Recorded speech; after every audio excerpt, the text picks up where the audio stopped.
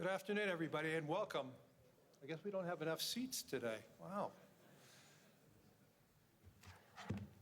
In the last quarter century, a sitting president of the United States has come to Davos only twice. Both times it was Donald Trump. So when I asked to serve in this new role that I have, he was one of the first leaders I called and invited to return. I first met the president about 25 years ago, but I worked most closely with him during the early months of COVID. This was March 2020. Markets were under extreme stress. Some economists were warning we could be headed towards a second Great Depression. What stood out to me during the extraordinary period was a president's willingness to bring together people from governments, from business, across institutions, across perspective, to think differently, and importantly, to act decisively. That instinct to act, especially in pivotal moments, is one reason I think he values the World Economic Forum. It is a unique institution that brings together the largest combination of government officials, business leaders, technology leaders, civil society and NGO leaders, anywhere in the world for a genuine dialogue, and particularly, importantly, this year. Thankfully, this group is meeting under better economic circumstances than during the pandemic, but once again, we're facing very serious different economic conditions around the world. One of the central challenges that is impacting me is how capitalism can benefit more, and how can we broaden our global economy for greater and greater participation. That is a question where the president has shown real leadership through investing in infrastructure, reducing barriers to growth, and initiatives like the Trump account, designed to give more Americans a direct stake in the growth of the U.S. economy. As he enters the second year of his second term, we are interested in hearing his plans for 2026 and beyond, and will no doubt create more and more conversation. And that's what the forum is about, a serious conversation in the spirit of dialogue. Discussions where the world is headed, where are we going, and these discussions would be incomplete without the President of the United States, the most important leader in the world. We appreciate him here, so let me introduce and welcome back to Davos the President of the United States, Donald J. Trump.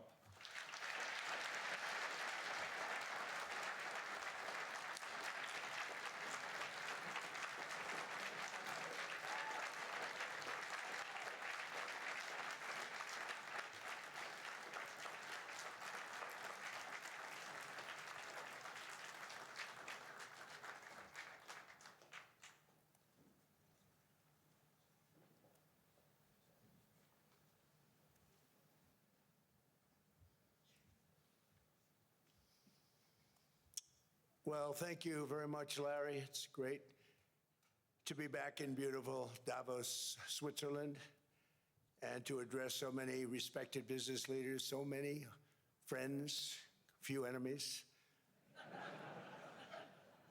and all of the distinguished guests. It's a who's who, I will say that. I've come to this year's World Economic Forum with truly phenomenal news from America. Yesterday marked the one-year anniversary of my inauguration, and today, after 12 months back in the White House, our economy is booming, growth is exploding, productivity is surging, investment is soaring, incomes are rising, inflation has been defeated, our previously open and dangerous border is closed and virtually impenetrable. And the United States is in the midst of the fastest and most dramatic economic turnaround in our country's history. Under the Biden administration, America was plagued by the nightmare of stagflation, meaning low growth, and high inflation, a recipe for misery, failure, and decline.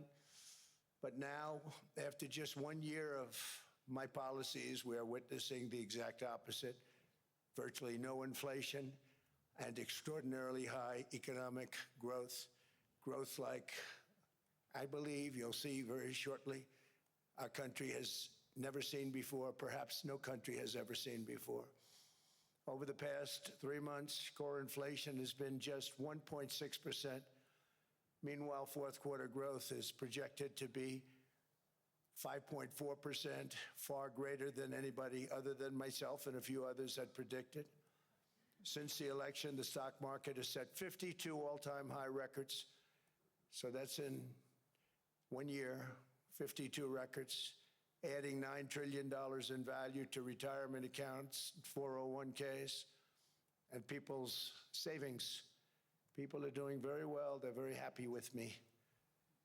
Since my inauguration, we've lifted more than 1.2 million people off of food stamps, and after 4 years in which Biden secured less than $1 trillion of new investment in our country. Think of that, 1 trillion, substantially less than that.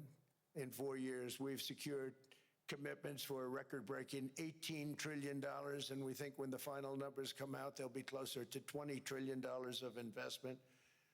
That's never been done by any country at any time, not even close. Just over 1 year ago, under the radical left Democrats, we were a dead country. Now we are the hottest country anywhere in the world. In fact, the United States economy is on pace to grow at double the rate that was projected by the IMF just last April. And with my growth and tariff policies, it should be much higher. I really believe we can be much higher than that. And this is all great news, and it's great for all nations. The USA is the economic engine on the planet, and when America booms, the entire world booms. It's been the history. When it goes bad, it goes bad. You all follow us down, and you follow us up, and we're at a point that I don't believe we've ever been. I never thought we could do it this quickly. My biggest surprise is I thought it would take more than a year, maybe like a year and 1 month. But it's happened very quickly. This afternoon, I want to discuss how we have achieved this economic miracle, how we intend to raise living standards for our citizens to levels never seen before, and perhaps how you too and the places where you come from can do much better by following what we're doing, because certain places in Europe are not even recognizable, frankly, anymore. They're not recognizable. And we can argue about it, but there's no argument. Friends come back from different places. I don't want to insult anybody and say I don't recognize it. And that's not in a positive way. That's in a very negative way.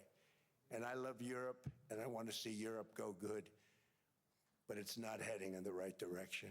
In recent decades, it became conventional wisdom in Washington and European capitals that the only way to grow a modern Western economy was through ever-increasing government spending, unchecked mass migration, and endless foreign imports. The consensus was that so-called dirty jobs and heavy industry should be sent elsewhere, that affordable energy should be replaced by the Green New Scam, and that countries could be propped up by importing new and entirely different populations from faraway lands. This was the path that Sleepy Joe Biden administration and many other Western governments very foolishly followed, turning their backs on everything that makes nations rich and powerful and strong. And there's so much potential in so many nations. The result was record budget and trade deficits and a growing sovereign deficit driven by the largest wave of mass migration in human history. We've never seen anything like it. Quite frankly, many parts of our world are being destroyed before our very eyes, and the leaders don't even understand what's happening. And the ones that do understand aren't doing anything about it. Virtually all of the so-called experts predicted my plans to end this failed model would trigger a global recession and runaway inflation. but we have proven them wrong. It's actually just the opposite. In 1 year, our agenda has produced a transformation like America has not seen in over 100 years. Instead of closing down energy plants, we're opening them up. Instead of building ineffective, money-losing windmills, we're taking them down and not approving any. Instead of empowering bureaucrats, we're firing them, and they're going out and getting jobs in the private sector for 2 and 3 times what they were making in government. So they started off hating me when we fired them, and now they love me. Instead of raising taxes on domestic producers, we're lowering them and raising tariffs on foreign nations to pay for the damage that they've caused. In 12 months, we have removed over 270,000 bureaucrats from the federal payrolls, the largest single-year reduction in government employment since the end of World War II. Nobody thought that was coming, but we had no choice. To make a country great, you can't have all federal jobs. We've cut federal spending by $100 billion and slashed the federal budget deficit by 27% in the single year. It's going to go down quite a bit more from that, driving inflation way down from the record highs of the Biden administration. Every month, they went up and up and up. I promised to cut 10 old regulations for every single new regulation, but instead I've cut, actually till this point, 129 regulations for every 1 new regulation approved. So every time they come in with a new regulation, we do at least 10, but so far it's averaging out to 129, if you can believe it. In July, we passed the largest tax cuts in American history, including no tax on tips, no tax on overtime, no tax on Social Security for our great seniors. We also provided 100% expensing, that's the one they like, and bonus depreciation for all new equipment and capital investments to help companies expand and shift production to America. They are so in love with that. They build a plant, they're able to deduct it immediately, the whole thing, rather than waiting 38 to 41 years in the old days. This is a miracle taking place. Nobody thought it would ever be done by any country, but it's done by us. It was what made my first term the most successful 4-year term that we've ever had from a financial standpoint. And now we've upped it. This is a 10-year program, not a 1-year program, but you're allowed to deduct everything in 1 year. It used to be 38 to 41 years. With tariffs, we've radically reduced our ballooning trade deficit, which was the largest in world history. We were losing more than $1 trillion every single year, and it was just wasted. It was going to waste. But in 1 year, I slashed our monthly trade deficit by a staggering 77%, and all of this with no inflation, something everyone said could not be done. There were a couple of brilliant people that actually thought I was doing the right thing. I thought I was doing the right thing. Now they all think I'm doing the right thing because they can't believe the numbers. American exports are now up by more than $150 billion. Domestic steel production is up by 300,000 tons a month, and it's doubling over the next 4 months. It's doubling and tripling, and we have steel plants being built all over the country. Nobody thought they'd see that. Factory construction is up by 41%, and that number is really going to skyrocket right now because that's during a process that they're putting in to get their approvals, and we've given very, very quick, fast approvals. In the process, we've made historic trade deals with partners covering 40% of all U.S. trade. Some of the greatest companies and countries in the world. We have countries as our partner, too. The European nations, Japan, South Korea. They're our partners. They've gone into massive deals with us, especially on oil and gas. And these agreements raise growth and cause stock markets to boom, not only in the U.S., but virtually every country that came to make a deal, because as you've learned, when the United States goes up, you follow. It's really become a staple In America, I've stopped the nation-wrecking energy policies that drive up prices while sending jobs and factories to the world's worst polluters. They are indeed polluters. Under Sleepy Joe Biden, new domestic oil and gas leases fell by 95%. Think of that. And they wonder, why was gasoline going up so fast? The gasoline actually topped $5 a gallon, and some places $7 a gallon, and more than 100 major power plants were violently shut down by incompetent people that had no idea what the hell they were doing. Under my leadership, U.S. natural gas production is at an all-time high by far. U.S. oil production is up by 730,000 barrels a day, and last week we picked up 50 million barrels from Venezuela alone.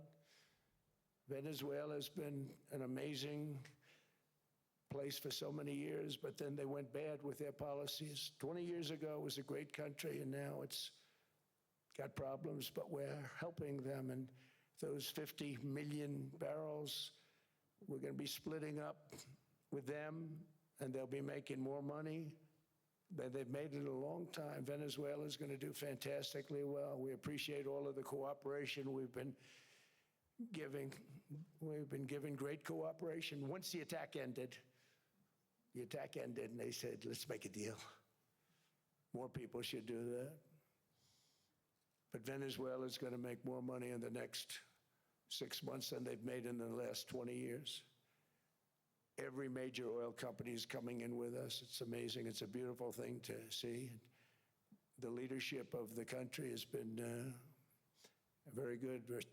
They've been very, very smart. The price of gasoline is now below $2.50 a gallon in many states, $2.30 a gallon in most states. Then we'll soon be averaging less than $2 a gallon. In many places, it's already down even lower, $1.95 a gallon. Numerous states are at $1.99, numbers that nobody has heard for years. Actually, since my last administration, we got it down to around those numbers. I've signed an order directing and approval of many new nuclear reactors. We're going heavy into nuclear. I was not a big fan because I didn't like the risk, the danger, but they have the progress they've made with nuclear is unbelievable, and the safety progress they've made is incredible. We're very much into the world of nuclear energy, and we can have it now at good prices and very, very safe. And we're leading the world in AI by a lot.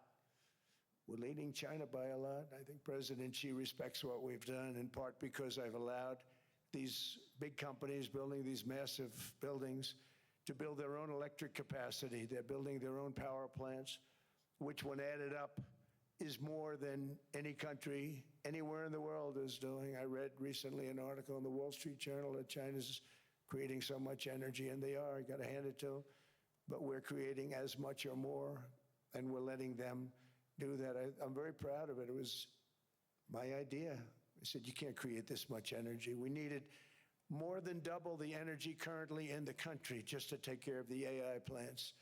And I said, we can't do that. We have an old grid system. And I came up with the idea, you people are brilliant. You have a lot of money.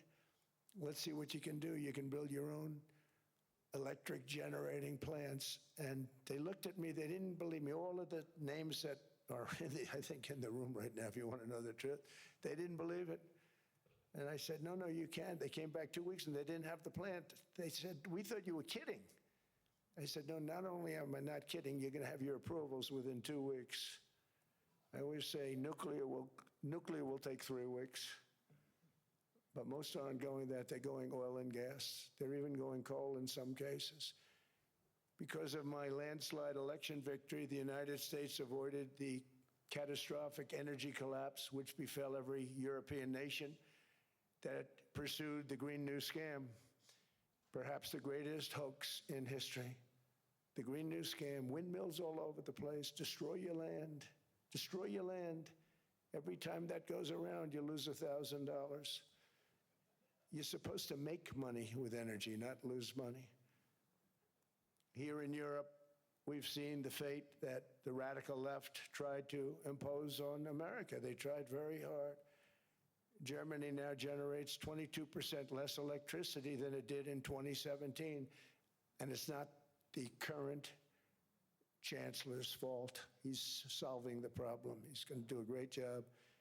But what they did before he got there, I guess that's why he got there. And electricity prices are 64% higher. The United Kingdom produces just 1/3 of the total energy from all sources that it did in 1999. Think of that, 1/3. And they're sitting on top of the North Sea, one of the greatest reserves anywhere in the world, but they don't use it. And that's one reason why their energy has reached catastrophically low levels with equally high prices. High prices, very low levels. Think of that, 1/3.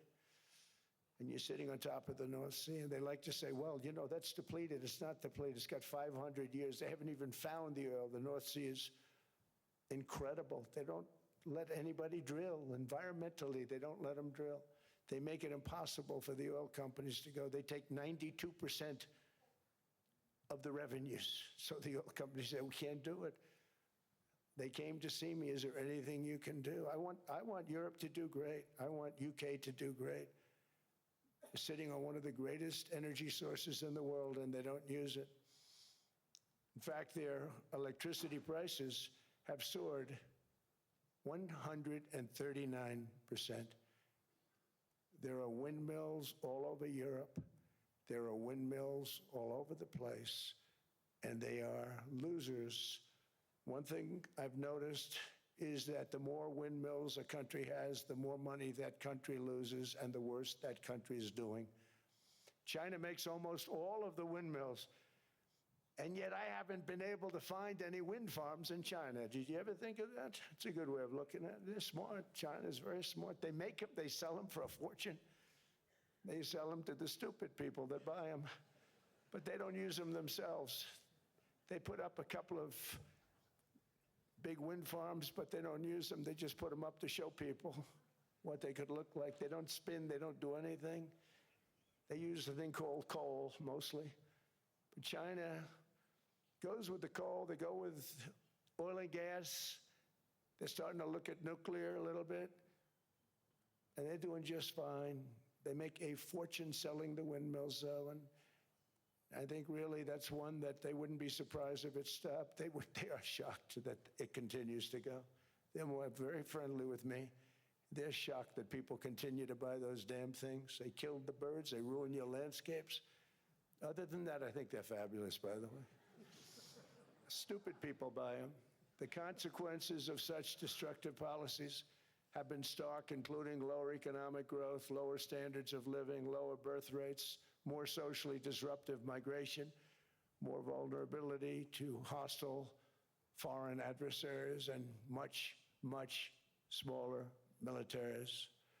The United States cares greatly about the people of Europe. We really do. I mean, look, I am derived from Europe. Scotland and Germany, 100% Scotland, my mother, 100% German, my father.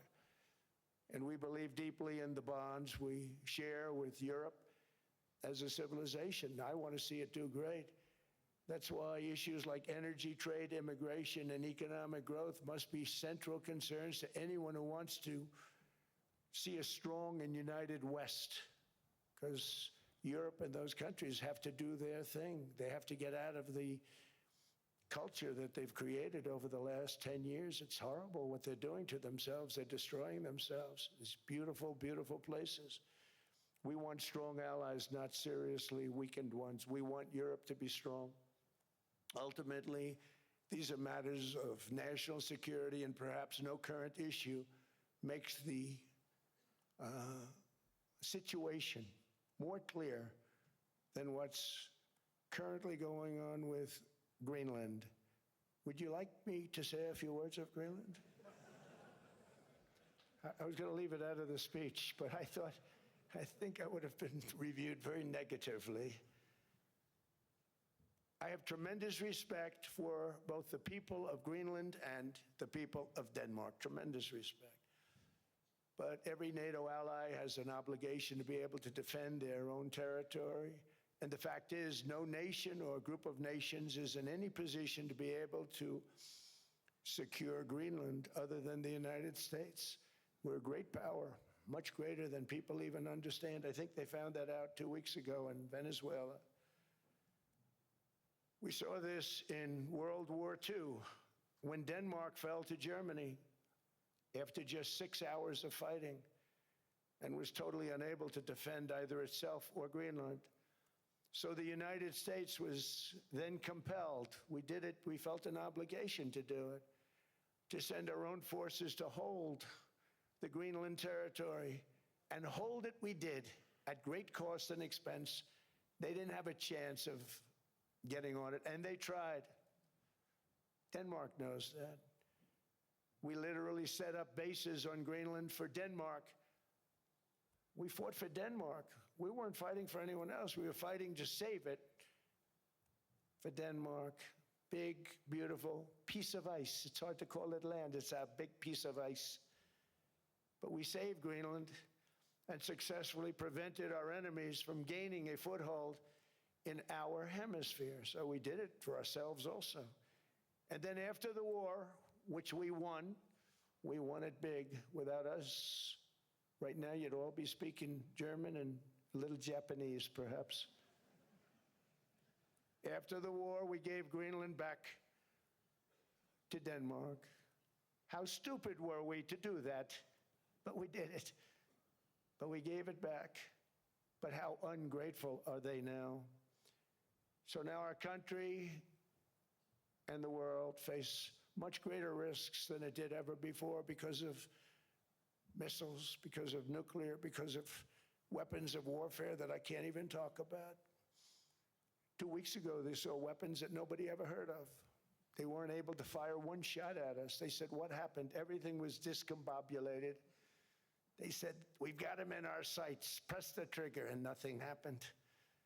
No anti-aircraft missiles went up. There was one that went up about 30 feet and crashed down right next to the people that sent it. They said, what the hell is going on? Those defensive systems were made by Russia and by China. So they're going to go back to the drawing boards, I guess. Greenland is a vast, almost entirely uninhabited and undeveloped territory. It's sitting undefended in a key strategic location between the United States, Russia, and China. That's exactly where it is, right smack in the middle. Wasn't important nearly when we gave it back. You know, when we gave it back, it wasn't the same as it is now. It's not important for any other reason, you know, everyone talks about the minerals. There's so many places. There's no rare earth, no such thing as rare earth. There's rare processing, but there's so much rare earth.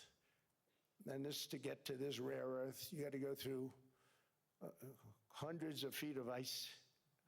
That's not the reason we need it. We need it for strategic national security and international security. This enormous unsecured island is actually part of North America, on the northern frontier of the Western Hemisphere. That's our territory.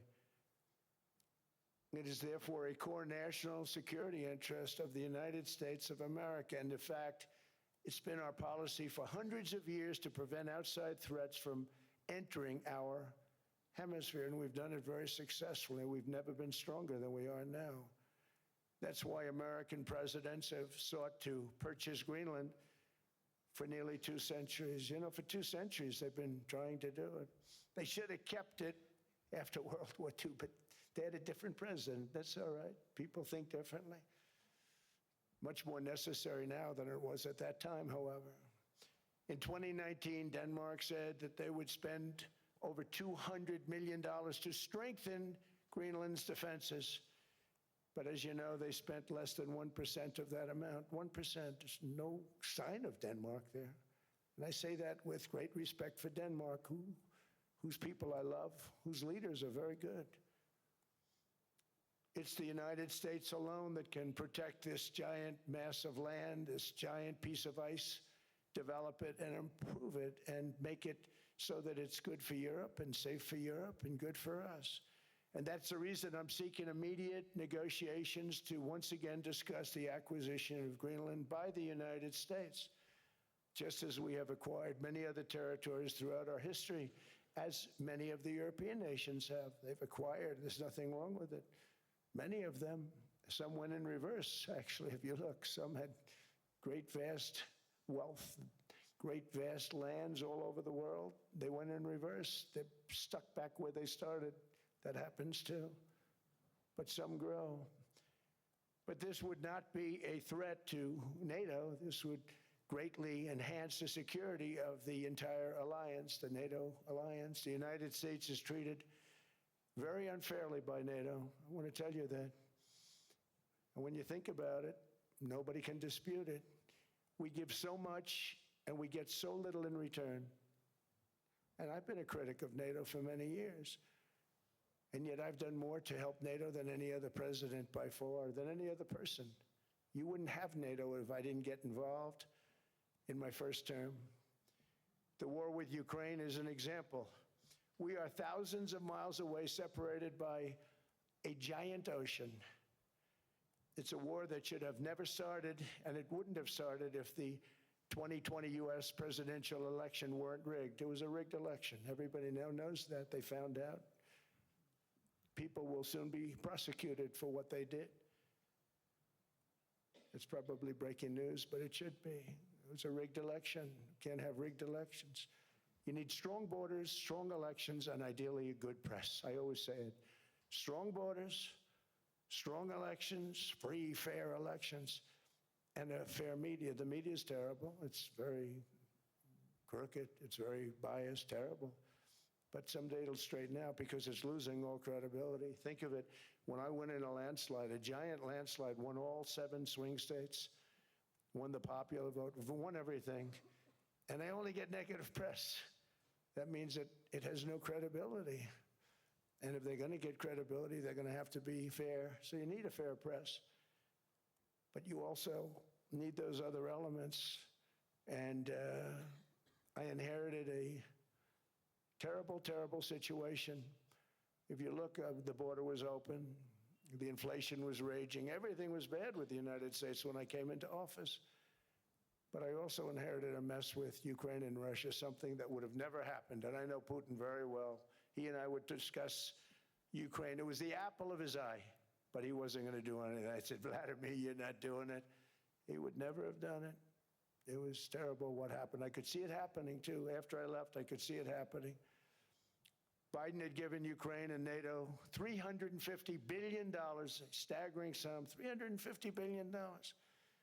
I came in, and just like the southern border, just like inflation, just like our economy, I said, wow, this place is in trouble, meaning our country. All of these things were out of control.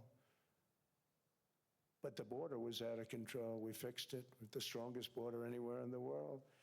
And I've now been working on this war for 1 year, during which time I settled 8 other wars.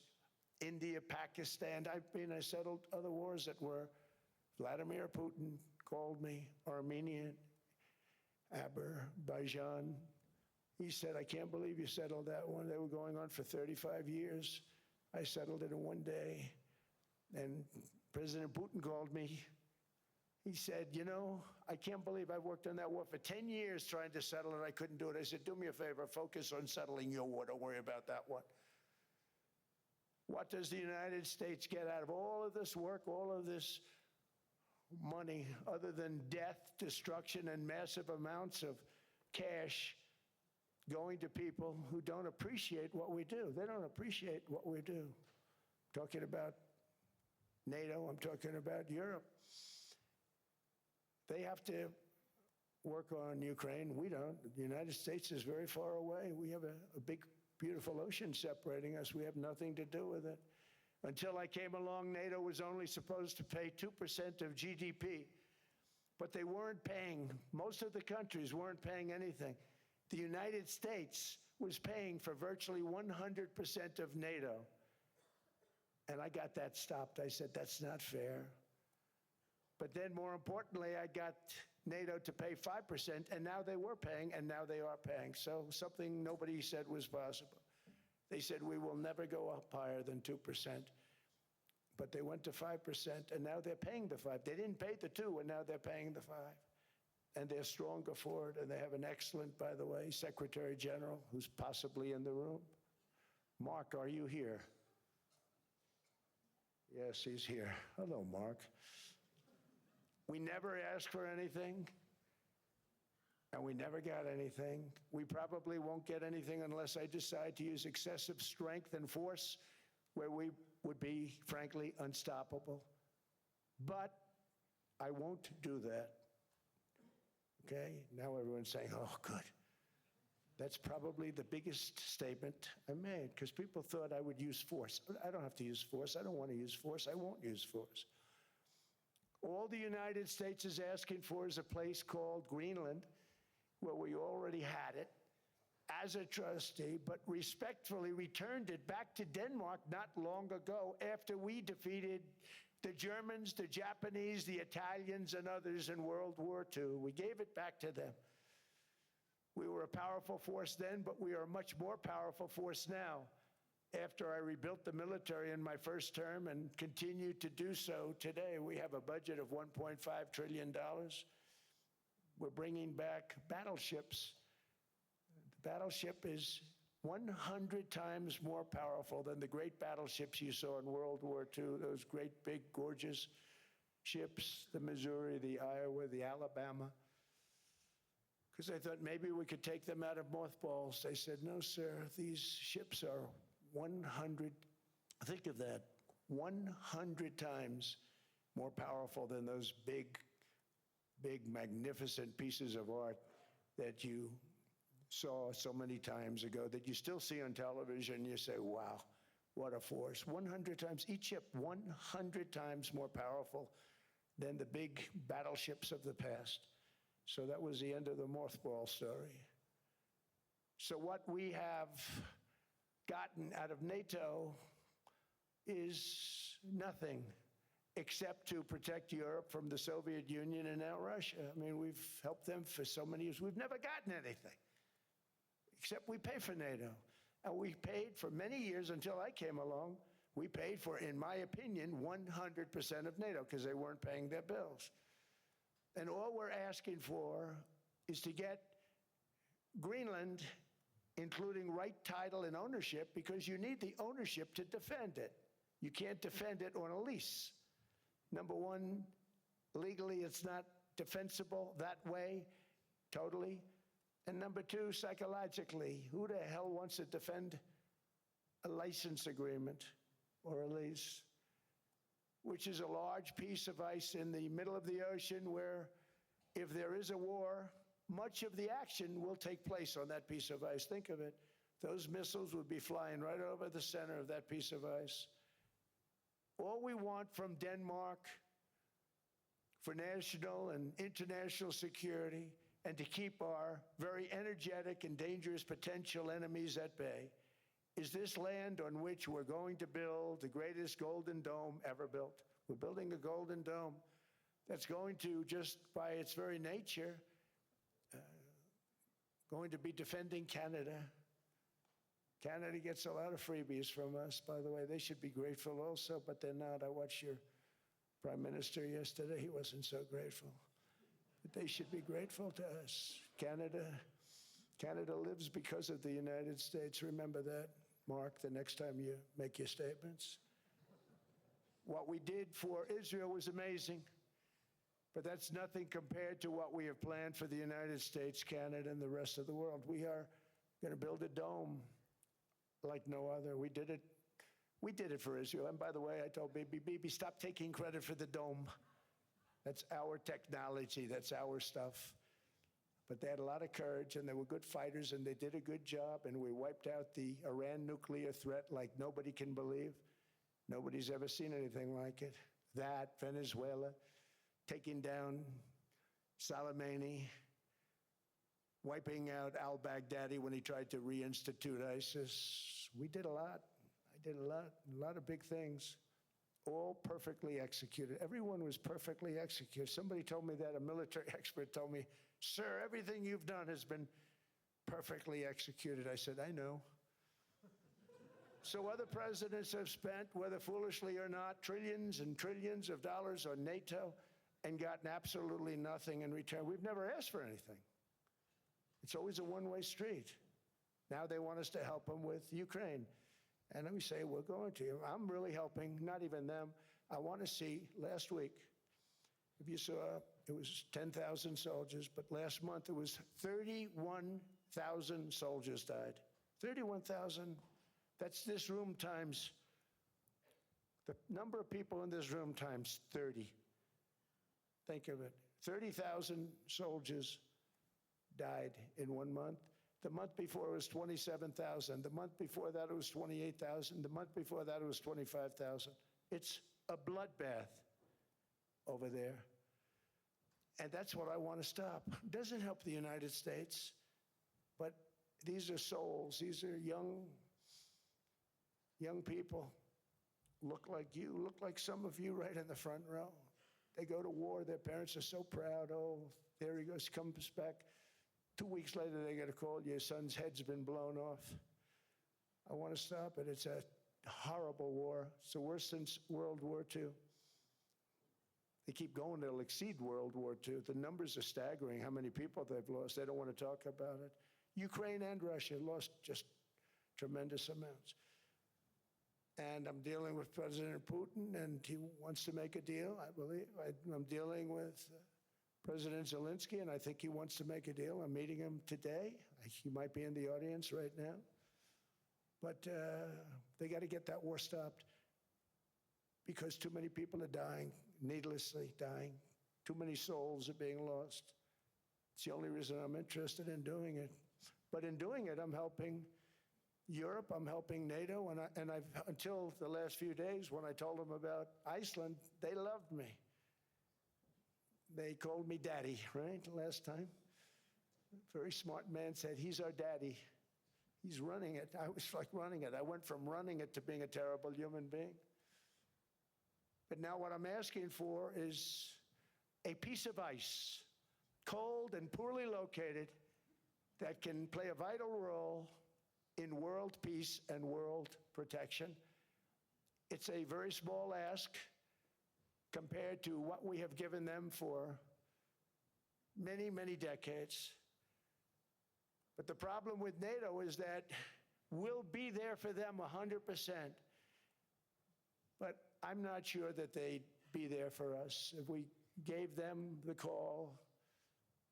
Gentlemen, we are being attacked. We're under attack by such and such a nation.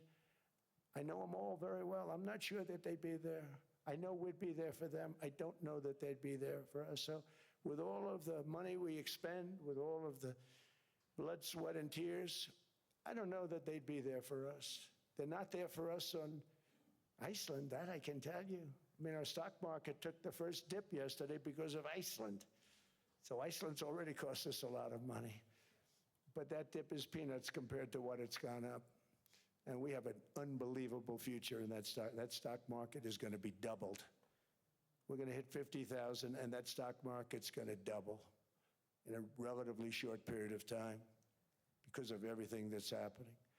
But this is a good example. After giving NATO and European nations trillions and trillions of dollars in defense, they buy our weapons. We make the greatest weapons in the world, but now we're going to make them faster, much faster. You saw that. I put a cap on the salaries, and I put no buybacks, no stock buybacks, no various other things that they were doing.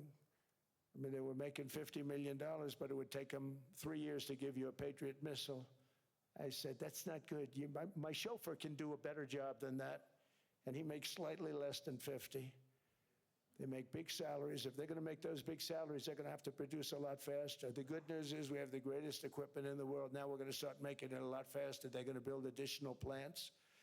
And all of the money that goes into stock buybacks is going to go into building plants. We're not allowing stock buybacks by defense companies any longer. They're going to build new plants to make Tomahawks, Patriots. We have the best equipment, F-35s. F-47, the new one just coming out. They say it's the most devastating plane, fighter jet ever. Who knows? They called it 47. If I don't like it, I'm going to take the 47 off it. I wonder why they called it 47. We'll have to think about that. But if I don't like it, I'm going to take that 47 off.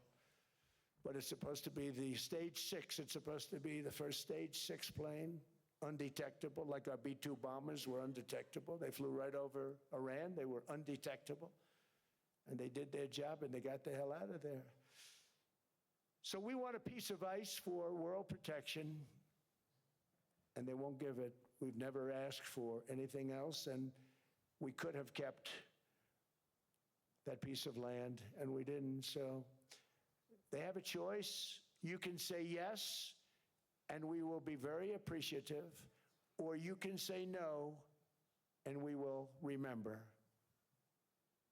A strong and secure America means a strong NATO, and that's one reason why I'm working every day to ensure our military is very powerful, our borders are very strong, and above all, our economy is strong because national security requires economic security and economic prosperity, and we have the greatest that we've ever had. Biden and his allies destroyed our economy and gave us perhaps the worst inflation in American history. They say 48 years, I say forever, but I think 48 years is the equivalent to forever. Whether it's 48 years or ever, it's terrible, costing the typical family $33,000. What they did to this country should never, ever be forgotten. It's early, but he has to be rated as the worst president we've ever had by far. The auto pen did much of the damage. The auto pen, he was the auto pen president, because I don't believe a sane president would have ever signed the kind of things that he signed. But now grocery prices, energy prices, airfares, mortgage rates, rent, and car payments are all coming down, and they're coming down fast. We inherited a mess, but we've done a hell of a job in 12 months. Under my most favored nation policy for drug prices, the cost of prescription drugs is coming down by up to 90%, depending on the way you calculate. You could also say 5, 6, 7, 800%. There are two ways of figuring that. But we have a favored nations policy that every president wanted, no president was able to get. I got it, and other nations approved it. And I had to use tariffs in order to get it because they said, no way. In other words, a pill that costs 10% in London costs $130. Think it costs $10 in London, costs $130 in New York or in Los Angeles. And I'd say, boy, that's bad. Friends of mine would say, you know, we go to London, you can buy the stuff for nothing. We go all over the world, we can buy it for nothing. Because basically America was subsidizing every nation in the world because presidents allowed them to get away with it. It became very tough. So when I called up Emmanuel Macron, I watched him yesterday with those beautiful sunglasses. What the hell happened? But I watched him sort of be tough. But he was at $10 for a pill. And I said, Emmanuel, and I have all the big pharmaceutical companies are in total agreement. It wasn't easy, by the way. They're tough, smart. They've been getting away with the scam for a long time. But they gave it up. But they said, you'll never get the countries to approve it. I said, why is that? Because they won't. They always said, we're not paying any more. Get the rest for the United States. So over the years, they stayed the same. We just went up, up, up. And I mean, we would pay 13, 14, 15 times more than certain countries would. So I said, no, they'll approve it 100%. Sir, you'll never get them to approve it. I said, I guarantee you. But I actually started with Emmanuel, who probably is in the room too. And I like him.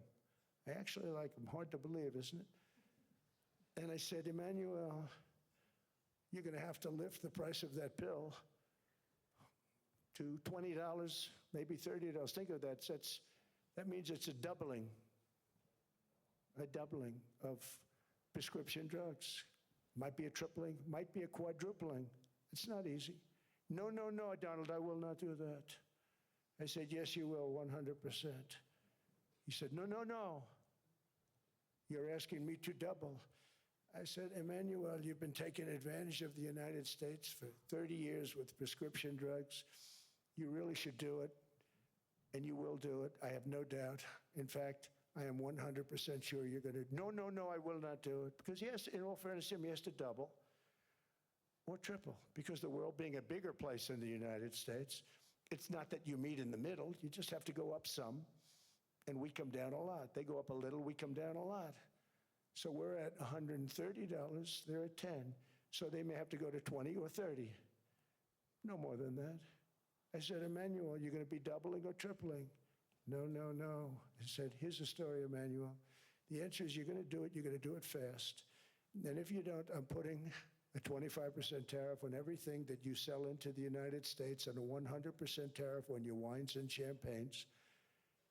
And that's about 10 times more than what I'm requesting. And you're going to do it. I don't want to go public with it, but you may make me do that. No, no, Donald, I will do it. I will do it.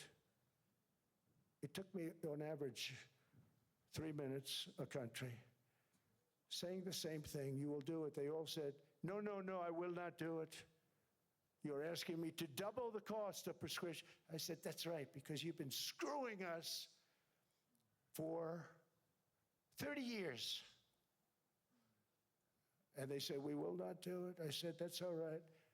On Monday morning, we're putting a 25, 30, 50. I gave different numbers for different countries. This is also national security we're talking about. Not fair. We're not going to subsidize the whole world. And every one of those countries have agreed to do it. So one of the biggest things that I've done is the fact that we have now most favored nation. We will pay whatever the lowest price is in the entire world. So our drug prices are going to be coming down by staggering 90%. Again, you could say 1,000%, 2,000%.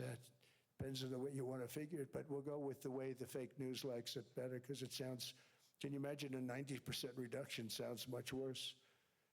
But drug prices are going to be coming down tremendously in all the nations, and I appreciate them doing it, but they did it. In all fairness, without tariffs, I wouldn't have been able to get it done. After declining $3,000 under Biden, real incomes are up in the United States by $2,000, $3,000, and even $5,000 and more. Home ownership has always been a symbol of health and vigor of American society, but that goal fell out of reach for millions and millions of people in the Biden era because interest rates went up so high. Today, I'm taking action to bring back this bedrock of the American dream. In recent years, Wall Street giants and institutional investment firms, many of you are here, many of you are good friends of mine, many of you are supporters. Sorry to do this to you, I'm so sorry. But you've driven up housing prices by purchasing hundreds of thousands of single-family homes, and it's been a great investment for them. Often, as much as 10% of houses on the market.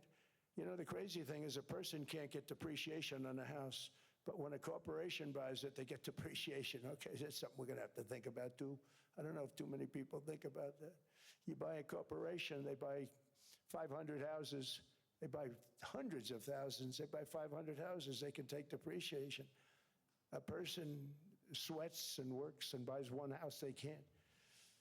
But homes are built for people, not for corporations, and America will not become a nation of renters. We're not going to do that.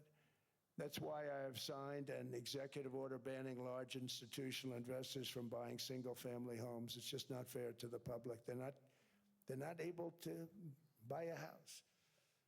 And I'm calling on Congress to pass that ban into permanent law, and I think they will. One of the biggest barriers to saving for a down payment has been surging credit card debt. The profit margin for credit card companies now exceeds 50%, one of the biggest. And they charge Americans interest rates of 28%, 30%, 31%, 32%. Whatever happened to usury? So to help our citizens recover from the Biden disaster, all caused by this horrible, just horrible precedent, I'm asking Congress to cap credit card interest rates at 10% for 1 year. and this will help millions of Americans save for a home. They have no idea they're paying 28%. They go out there a little late in their payment and they end up losing their house. It's terrible. To unleash innovation in savings and financing, I'm also working to ensure America remains the crypto capital of the world. And to that end, last year I signed the landmark Genius Act into law. Now Congress is working very hard on crypto market structure legislation, Bitcoin, all of them, which I hope to sign very soon, unlocking new pathways for Americans to reach financial freedom. And I did it for two reasons. Number one, I thought it was politically good, and it was. I got tremendous political support. But more importantly, China wanted that market too. It's just like they want the AI. And we've got that market, I think, pretty well locked up. If I didn't do it, Biden was totally against it until before the election, when they realized that, there were millions of people voting against him over crypto. And all of a sudden, they loved it very much, but it was too late. They blew it. But it is politically popular, but it's much more importantly, we have to make it so that China doesn't get the hold of it. And once they have that hold, we're not going to be able to get it back. So I'm honored to have done it. Finally, I've instructed government-backed institutions to purchase up to $200 billion in mortgage bonds to bring down interest rates. And I'll be announcing a new Fed chairman in the not-too-distant future. I think he'll do a very good job. See, I gave away some of it. He did give that away. So we have something, got something, but somebody that's very respected. They're all respected.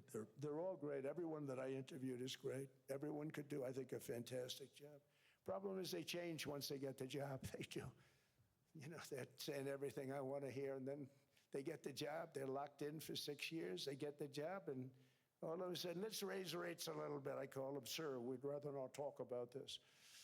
It's amazing how people change once they have the job. It's too bad. Sort of disloyalty, but they got to do what they think is right. We have a terrible chairman right now, Jerome Too Late Powell. He's always too late. And he's very late with interest rates, except before the election. He was just fine for the other side. So we're going to have somebody that's great, and we hope he does the right job. Last week, the average 30-year mortgage rate dropped below 6% for the first time in many years. Another major factor in driving up housing costs was the mass invasion of our borders. And I have to say one thing about housing, because nobody ever says this.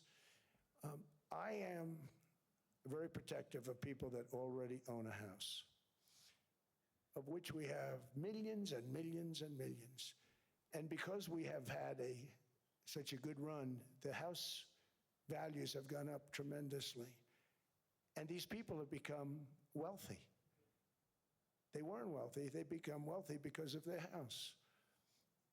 And every time you make it more and more and more affordable for somebody to buy a house cheaply, you're actually hurting the value of those houses, obviously, because the one thing works in tandem with the other. And I don't want to do anything that's going to hurt the value of people that own a house who, for the first time in their lives, are walking around the streets of whatever city they're in, very proud that their house is worth $500,000, $600,000, $700,000. Now, if I want to really crush the housing market, I could do that so fast that people could buy houses, but you would destroy a lot of people that already have houses. In some cases, they've mortgaged their house, and the mortgage would be very low, and all of a sudden the mortgage without any changes becomes very high, and they end up losing the house. I'm not going to hurt, and I speak with Scott, who's doing a fantastic job, and Howard, who's doing a fantastic job, and all of my people. And I always say, look, I can crush the hell out of the market. We can drop interest rates to a level, and that's one thing we do want to do. That's natural. That's good for everybody. The dropping of the interest rates, we should be paying a much lower interest rate than we are. We should be paying the lowest interest rate of any country in the world, because without the United States, you don't have a country. I mean, I had a case with Switzerland. We happened to be in Switzerland. Maybe I'll give you a quick story. But they were paying nothing. They make beautiful watches, great watches, Rolex, all of them. They were paying nothing to the United States when they sent their product in. And we had a $41 billion deficit. $41 billion with this beautiful place. Flew over it, isn't it nice? So I said, let's put a 30% tariff on them so that we get back some of it, not all of it at all. We'd still have a deficit, big deficit. We had 41 million. That's a big deficit. And I said, let's put a tariff on. Different tariffs, different places. You're all party to them. In some cases, victims to them. But in the end, it's a fair thing. And most of you realize that. But we put a 30% tariff on Switzerland, and all hell broke loose. They were calling, like you wouldn't believe. And I know so many people from Switzerland, incredible place, incredible, brilliant place. But I didn't realize that they're only good because of us. And there's so many other examples. Us, probably other places, but a majority of the money they make is because of us, because we never charged them anything. So they come in, they sell their watches, no tariffs, no nothing. They walk away, they make $41 billion on just us. So I said, no, we can't do that. So I'm going to bring it up. I still would have a deficit pretty substantial, but I brought it up to 30%. And I guess Prime Minister, I don't think President, I think Prime Minister called a woman, and she was very repetitive. She said, no, no, no, you cannot do that, 30%. You cannot do that. We are a small, small country. I said, yeah, but you have a big, big deficit. You may be small, but you have a bigger deficit than big countries. He said, no, no, no, please, you cannot do it. Kept saying the same thing over and over. We are a small country. I said, but you're a big country in terms of, and she just rubbed me the wrong way, I'll be honest with you. And I said, all right, thank you, ma'am, appreciate it. Do not do this. Thank you very much, ma'am. And I made it 39%. And then all hell really broke out. And I was paid visits by everybody. Rolex came to see me. They all came to see me. But I realized, and I reduced it, because I don't want to hurt people. I don't want to hurt them. And we brought it down to a, lower level. Doesn't mean it's not going up, but we brought it down to a lower level. But they pay now, tariff. But I realized that we have many places like that where they're making a fortune because of the United States. Without the United States, they wouldn't be making anything. Think of it. Switzerland made $41 billion on us. And as she said, it's a small place. And I realized with that, I don't know, it was so, because she was so aggressive. And I realized in that conversation that the United States is keeping the whole world afloat. Many places, I could give you 6, 7 places just in the people in this little area. I know every one of them. They're looking down. They don't want to see me, and they don't want to stare me in the eyes. But they're taking advantage of, everybody took advantage of the United States. But I've been very fair, and I gave them a tariff, and it was fine. But I realized that without us, it's not Switzerland anymore. Without us, it's not any of the countries that are represented here.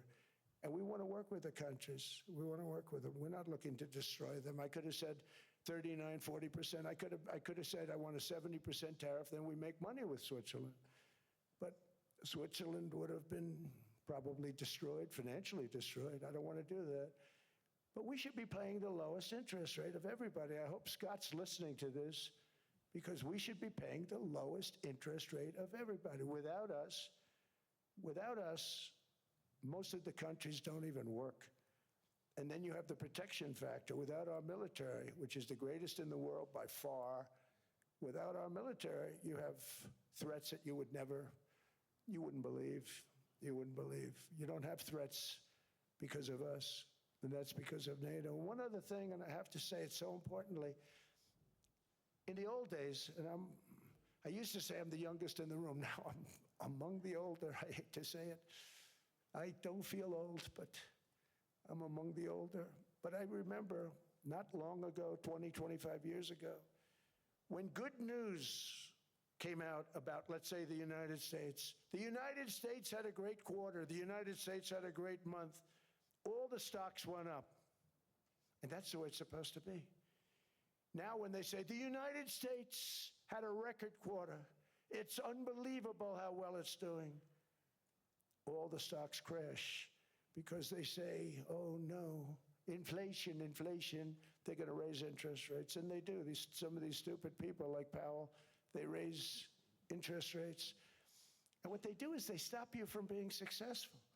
It used to be when we had a great quarter, a great month, great earnings, great anything, any good news, the stock market went up. That's the way it's going to be. We got to do that again because that's the way it should be. Now when we have a great month, they want to kill it. Like we did over 5%. People were surprised. We should do 20%. We could do 25%. When we announce good numbers, and the reason is they're so petrified of inflation. And growth doesn't mean inflation. We've had tremendous growth with very low inflation. In fact, growth can fight inflation, proper growth. So we want to get back to the days when we announce great numbers, because we're going to be announcing phenomenal. You know, all these factories that are being built at record, thousands of businesses are being built right now. Remember, $18 trillion is invested. I think the second number is 3.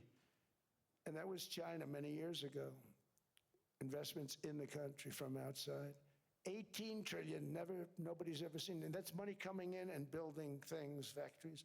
Thousands of businesses are being built, thousands. Hundreds of big factories, car plants are moving back to the United States. They're coming in from Canada, they're coming in from Mexico, from Japan. Japan's coming in and building plants here in order to avoid tariffs. They're coming in from China. They're coming in from all over the world. We have more plants being built now, car plants, than we've ever had built, even in the heyday from the 1940s and 50s. And they're bigger. They don't use renovations anymore where they take an old plant, they rip it down, they build a brand new plant, super modern plant. But it's happening at levels that nobody's ever seen. In 2024, the U.S. built less than 2 million new homes, but Biden admitted more than 8 million new migrants. And those days are over. In 2025, for the first time in 50 years, the United States had reverse migration. Boy, that was nice. And these were criminals that were being taken out of our country because they allowed people to come into our country from jails, from gangs, drug dealers, murderers. 11,888 murderers. We've gotten most of them out. And then ICE gets beat up by stupid people from leadership in Minnesota. We actually are helping Minnesota so much, but they don't appreciate it. Most places do. You know, Washington, D.C. is the safest place now in the United States. It was a very dangerous place to walk, and now you can walk with your wife, your kids, right through the middle of the city. Right now, Washington, D.C. is as safe as it gets. It was one of the most unsafe, I had to admit. We sent in the military, the National Guard. Within 2 months, it was great. Within 3 months, it's like a really great place and a safe place and a beautiful place. It's even been cleaned up. The graffiti's gone. The fences are gone. We don't have to worry about fences anymore. All of the places, the grasses are cut and replaced with new grass in many cases. It's all going to happen in the spring. But Washington and D.C. is beautiful again, and it's safe. New restaurants are opening up. They were all closing. Now you can't get into a restaurant. Restaurants in Washington, D.C. are all opening. Memphis also, Memphis, Tennessee, New Orleans, Louisiana. We're there for 3 weeks. We've cut the crime down by 64%. Within another month, we'll have virtually no crime there. We can do that all over. We're going to help the people in California. We want to have no crime. I know Gavin was here. I used to get along so great with Gavin when I was president. Gavin's a good guy. And we're going to, if he needed it, I would do it in a heartbeat. I'd love to see. We did help them a lot in Los Angeles, a lot with the early in my term when they had some problems. But we would love to do it. I would say this, if I were a Democrat governor or whatever, I would call up Trump. I'd say, come on in, make us look good. Because we're cutting crime down to nothing. And we're taking people out, career criminals, who are only going to do bad things, and we're bringing them back to their countries. But where we've done it, it's been amazing. And we have a capacity to do it at much greater levels.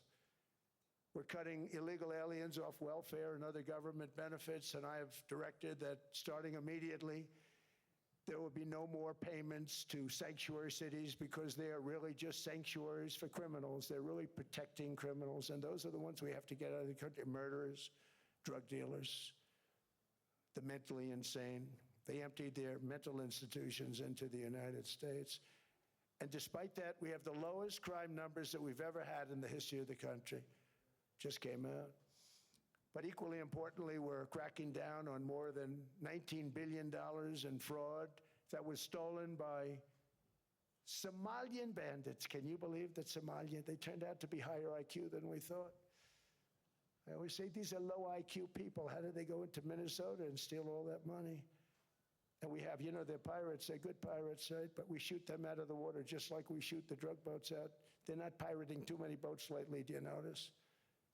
When they go out into those boats, they want to take over a $1.5 billion tanker loaded up with oil, and they say, we're going to blow up your boat. They have powerful weapons. You hit the side of the boat, you blow the whole thing up.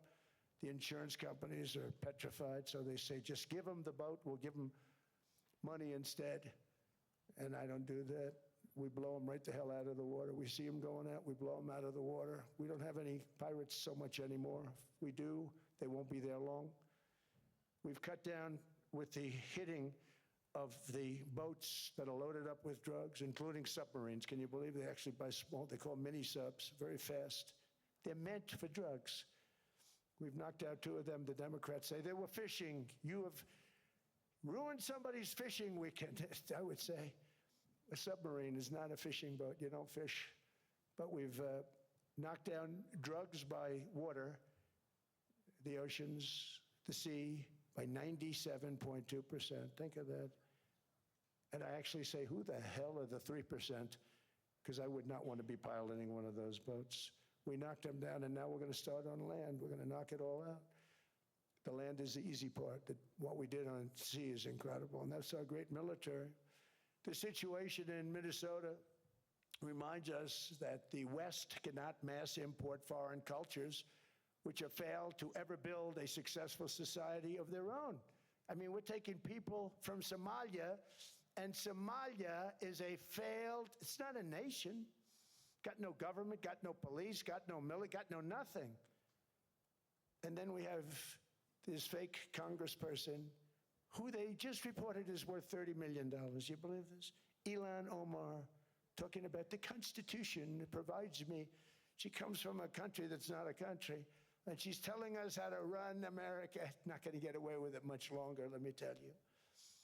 The explosion of prosperity and conclusion and progress that built the West did not come from our tax codes. It ultimately came from our very special culture. This is the precious inheritance that America and Europe have in common. We share it. We share it, but we have to keep it strong. We have to become stronger, more successful, and more prosperous than ever.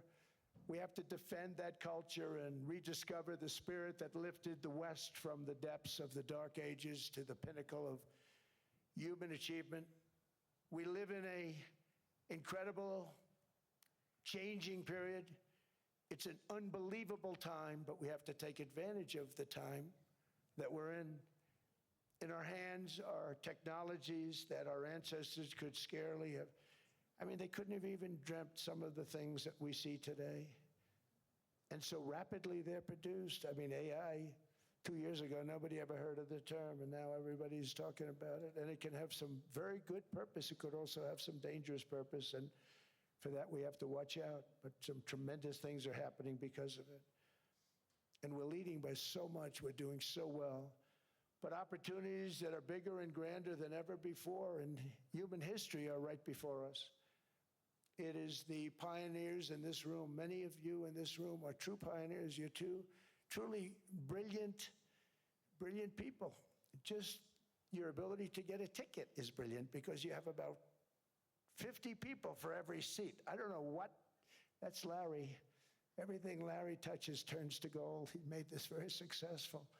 But you're in this room, And some of you are the greatest leaders anywhere in the world. You're the greatest brains anywhere in the world. And the future is unlimited, and to a large part because of you, and we have to protect you, and we have to cherish you. I always say we have to cherish our brilliant people because there aren't many of them. So together with confidence, boldness, and persistence, let us lift up our people, grow our economies, defend our shared destiny, and build a future for our citizens that is more ambitious, more exciting, more inspiring, and greater than the world has ever seen. We're in a position to do things that nobody else has ever even thought of before. And many of the people in this room are the ones that are doing it, and I want to congratulate you, and I'm with you all the way. You can do things that nobody else can even think about. So I congratulate you on your tremendous success, and the United States is back, bigger, stronger, better than ever before, and I'll see you around. Thank you all very much. Thank you very much.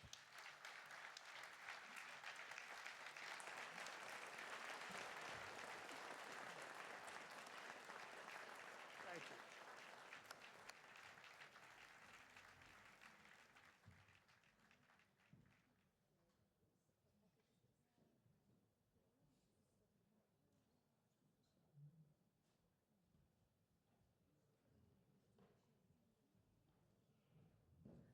Mr. President. Yes, good.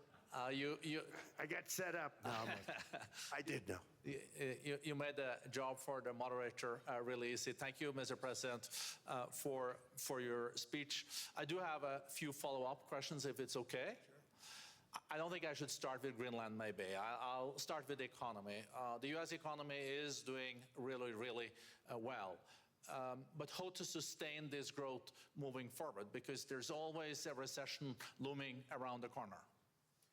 Well, you know, the one thing about economies and recessions is sometimes you get hit unexpectedly and there's nothing you can do about it. All brilliant people, but there's nothing. One example was COVID. We had an economy going at levels like nobody had ever seen my first 2.5, 3 years.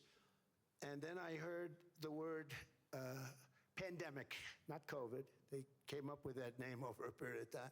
We won't get into that. But I heard the word pandemic. And I had a poll come out that was so strong just prior to that, and I was with the two best pollsters, McLaughlin, Fabrizio, and they said, sir, George Washington and Abraham Lincoln, if they came back and ran as president and vice president, they couldn't beat you. And then what happened is the following day, I was told to stay tuned because there's something really bad happening in China. There are bodies laying all over Wuhan, right around that certain building that we talk about. I always said it came from Wuhan. It did come from Wuhan. And they were body bags. We saw it by satellite. And they said, there are strange things happening in China. And so it began. And we ended up with the COVID, and the whole world suffered. We did a phenomenal job. I don't think we got the credit we deserved. We did something that Operation Warp Speed, which some people say was one of the greatest military feats ever. We did a great job. Used our military, used a lot of people. But sometimes you get hit with things, nothing you can do. You get hit with things like that unexpectedly. And we got through it. And when I left, the stock market was higher than it was previous to the COVID coming up. And that was, I called it a great achievement. But things happen, bad things happen. The things that we can stop are wars if we're smart. That we can stop. Those are a matter of being intelligent and having intelligent people on the other side, because wars are the worst of all. Wars are worse than anything. But we can stop wars because that's sort of up to us. But things like dust flying in the air, wherever COVID comes from or whatever comes, sometimes you have to be a little bit lucky. But we are poised to have an economy like no other, not only in this country, but anywhere. And you know, when you hear the kind of numbers that, I can tell you that Scott Bessent was with me the other day, and he's looking at numbers. He said, I can't. And that's all he's done his whole life, pretty much your whole life. Scott, you weren't going to be a football player, I don't think. Scott was not that great at football, but he was always good at numbers, right? And he was looking at numbers. He said, I'd never seen anything like this. We're poised to do things that no other country has ever done. And, you know, luck, I hate to say it, but we need a little luck. We don't want to get hit by something that nobody could have thought. Whoever thought we were going to hit by a pandemic? You know, when I heard the word pandemic, I said, oh, that's an ancient problem. World War I, they lost 100 million people. It actually ended World War I. A lot of people don't know. The Spanish flu in World War I ended because all the soldiers were sick. The soldiers were so sick on both sides, and that war was raging, and they were all dying from the Spanish flu. They were sick as dogs. They couldn't fight. So, you know, you don't know how that would have turned out. But so we do, I mean, subject to that, and I always have to put a caveat in for it, but we're poised to have the greatest growth of any large country, I think any country that there's been. When you look at what's happening in the United States, it's really amazing. Thank you. One thing that maybe keeps you up at night, I know you don't sleep that much anyway, Mr. President, is the debt. The U.S. debt is high, is now the biggest expenditure on your budget. How to get out of that impasse? Well, the big thing is growth. I mean, growth is the way. If we grow like this, we go from having a $37 trillion. We go from having high debt to low debt. But we also are cutting expenses, you know, the old-fashioned way. We have extraordinary growth. I think we're going to be growing our way out. I think we're going to be paying off debt. We're taking in tremendous money from tariffs fairly. And again, I'm using them judiciously. You know, Switzerland's a case study. I could have gotten much more. I could have asked for much more. But we're using them judiciously. But I think growth, most importantly, and then cutting costs. Now, if you take a look at Minnesota, $19 billion in fraud and other things. People going to airports, they came into the country, they don't have 10 cents, and they're leaving with hundreds of thousands of cash in their bags. When we get to that, and our DOJ, Pam, and Todd, and all the people that work over there, and all of the people that work in here, I can tell you, Scott Bessent is working on that. It's a priority, right? You have your whole team. We're in there looking for where this money is coming from, how much it is. It could be more than $19 billion. Can you believe that? That's just one state. If we were able to cut out 50% of the fraud, 50%, and we should be able to do better than that, we would have a balanced budget without having to talk about even growth. So we have a lot of options, but we're working very hard on that. That's a big deal. It's not just the protests, the fake protests done by agitators and, you know, professional insurrectionists. That's what they are. They're professional troublemakers. But we are looking very strong at the money too in Minnesota and other places. I think, Mr. President, also the $500 billion invested in artificial intelligence and the frontier technologies last year also were driving growth exponentially in the U.S. Well, AI has been a big factor. AI is massive. I mean, Mark Zuckerberg showed me a plant where he put it over a map of Manhattan, and it was basically the size of Manhattan. This is not, I said, you gotta be kidding. It's a plant that was miles long, miles wide, very high. I don't think it was high like the Empire State Building, but it was high. And it literally covered most of the island of Manhattan. That's called a big plant. And, you know, when I heard they're going to spend $50 billion building it, I said, you know, if you spend $50 million, you can build a nice little shopping center. If you spend $500 million, you can build a good shopping center. But how do you spend $50 billion? When I looked at this thing, I said, you think you'll be able to do it for that? It's amazing when, you know, some of the plants that I see, and I see them all, and again, so big is we're letting them build their own electric generation. This way we have no problem, and otherwise they'd be complaining. There'd be nobody able to, you know, we have an old grid system. And not only that, they're going to sell at a very cheap price the excess electricity that they create back into our grid. So that'll solve some problems for certain states that don't have enough electricity. We also know that on the AI, there is fierce competition between the US as the largest economy in the world 27% of the global GDP and 5% of the global population, not doing that badly, and China. And we know that that competition is very tough on AI. I know you're heading to a state visit to China in April. How do you see the US-China relationship moving forward? Are you able to combine this tough competition with also collaboration? So I've always had a very good relationship with President Xi and with President Putin. Talk about, the larger powers. But I've always had a very good relationship with President Xi of China. He's an incredible man. What he's done is amazing. He's highly respected by everybody. And I do now. I mean, now I have good. It was very severely interrupted by COVID. I used to call it the China virus, but he said, do you think you could use a different name? And I decided to do that because why should we have a problem over that? But I would do that, and they were. You're a true diplomat, huh? I became a diplomat for the first time. Well, you know who taught me that? Marco Rubio. He said, let me teach you about diplomacy. Hey, any guy that gets approved by 100% of the votes, think of it, he got liberal Democrats and radical right Republicans to approve him. He's the only one. The next one was lost 45 votes, right? But he got all 100 votes voting for him. And at first I wasn't happy about it. I said, wait a minute, I don't like that. And now it turns out that the Democrats probably wish they didn't do that. And Marco has been fantastic. Marco, stand up, please. You have done a great job as Secretary of State. He's going to go down as the best Secretary of State. And Scott, and we have Susie, who's the first female Chief of Staff, and she's the best Chief of Staff, too. And I see Howard Lutnick, who I know spoke, and Howard's fantastic. Some of the deals we're doing are great. And I want to pay particular attention because we have Chris. And Chris, you got up and spoke, I think. He's the #1 oil man in the world because I was going to put Doug Burgum, who's fantastic. I don't know if Doug's here. Is Doug here? Doug Burgum is fantastic. He said, sir, there's one man better than me.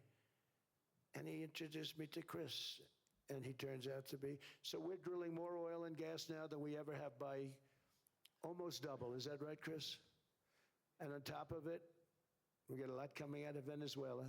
So anyway, so we're doing great. The country is just doing great. We have great people. Thank you. And I see other people. We have Steve Witkoff. We have Jared. I got so many people. I'm in trouble because when I go back, they're going to be people with long faces. Sir, you didn't introduce me. I got so many people. And we have a lot of the greatest people anywhere in the world. I know them all. So I won't continue because we'd be here all day. Thank you, Mr. President. We also know that you're a deal maker, and then maybe coming back to Greenland and Ukraine. What kind of deal in the end do you see between the U.S. And Denmark? Because, I guess you see it now as a negotiation going on, or? Well, it's costing Denmark hundreds of millions a year to run it. And Denmark's a small country and wonderful people. But, it's very expensive. It's a very big piece of ice. And it's very important. I mean, I don't want to repeat the speech, but it's very important that we use that for national and international security. That can create a power that will make it impossible for the bad guys to do anything against the perceived good ones. And it's a great block for Europe, just like, Denmark was supposed to spend hundreds of millions of dollars. They didn't spend the money. They didn't spend anything, almost. And we'll see what happens. I just say this. NATO has treated the United States of America very unfairly. We never asked for anything. We never got anything. We actually took care of the needs of NATO for years and years, which I felt was always unfair, so I got NATO to pay because they're rich countries.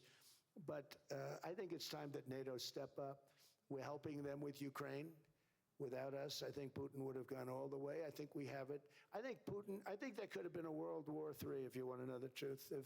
If Kamala was elected, or Joe, any one of those, those thinkers, I think you could have ended up in World War III. And I will say Steve Witkoff has been dealing incredibly with we're not going to have World War III. We want to get it stopped, but we're not going to have World War III. I think if I wasn't elected, I think that could have evolved into World War III. It was a very, very bad situation, and it still is, but it's not that kind of bad. It's bad because so many young people are being killed. How close do you think there is on an agreement on Ukraine?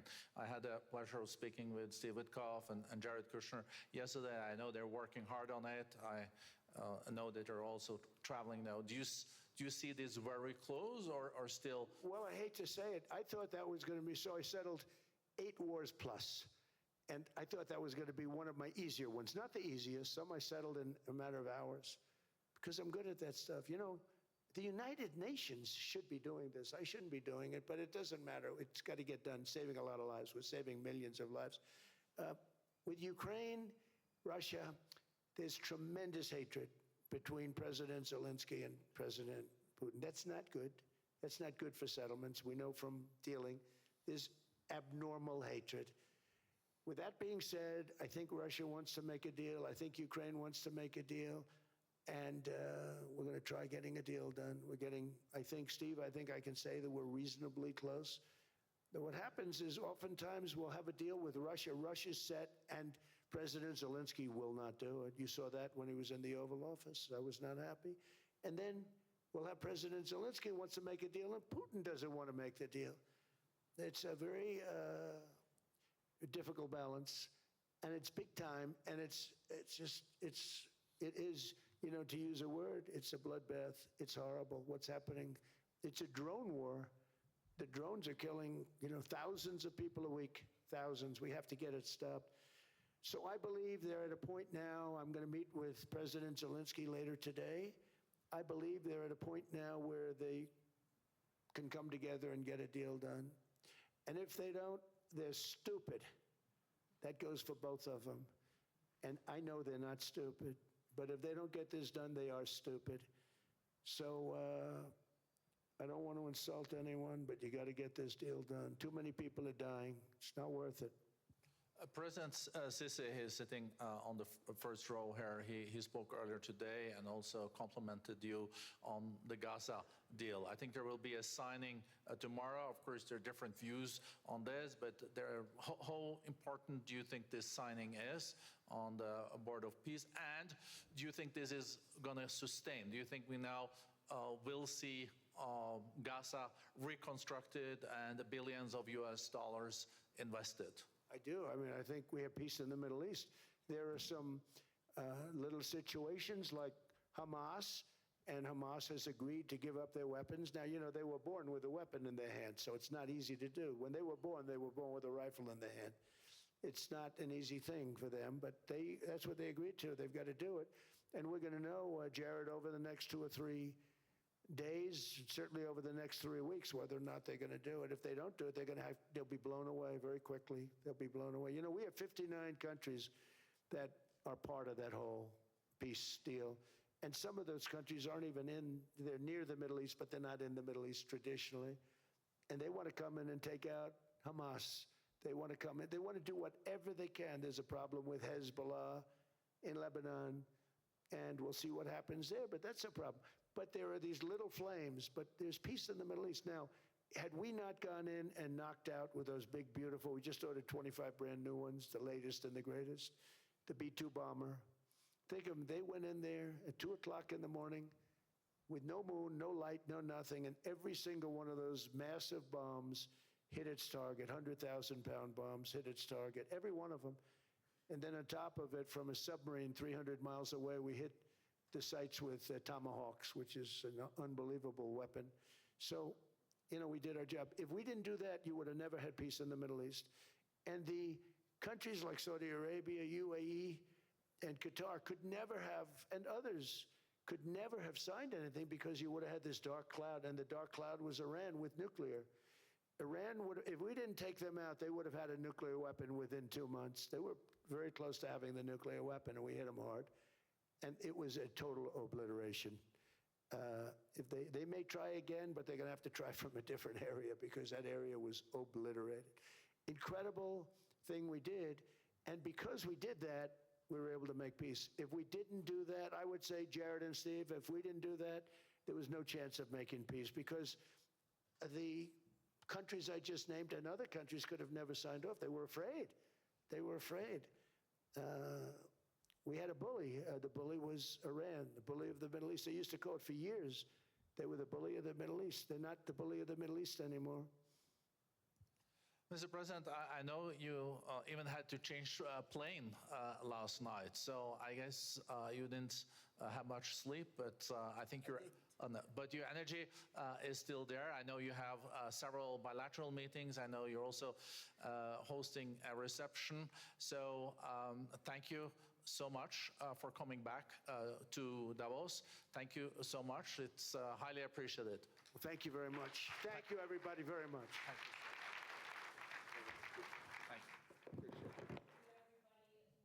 We wanted to give you a chance to hear full